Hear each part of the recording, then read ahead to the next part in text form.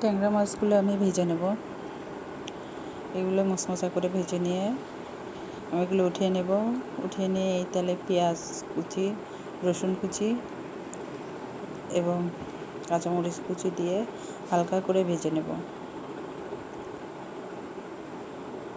আপনারা তো অনেকভাবে কলমি শাক খেয়েছেন, এভাবে খেয়ে দেখতে পারেন। জিরা গুঁড়ো দিয়ে দিলাম। জিরা গুঁড়ো দিয়ে আমি এটাকে হালকা করে নেড়ে চেড়ে নেব। লবণ দিলাম, হলুদ গুঁড়া, মরিচ গুঁড়া দিয়ে আমি হালকা পানি দিয়ে এটা কষিয়ে নেব। কষিয়ে নিয়ে আমি এটাকে ঢাকনা দিয়ে ঢেকে দেব। ঢেকে দিয়ে এটা যতক্ষণ পানি তেল ছেড়ে না দেবে এতক্ষণ দিয়ে আমি এর ভিতর আলু দিয়ে দেব। আলু দিয়ে আমি আলুটাকে সামান্য কষিয়ে নেব। কষিয়ে নিয়ে আমি এটাকে ভালো করে নেড়ে চেড়ে নেব। নেড়ে চেড়ে নিয়ে এটা কিছুক্ষণ ঢাকনা দিয়ে ঢেকে দেব, হালকা সিদ্ধ হয়ে আসা পর্যন্ত।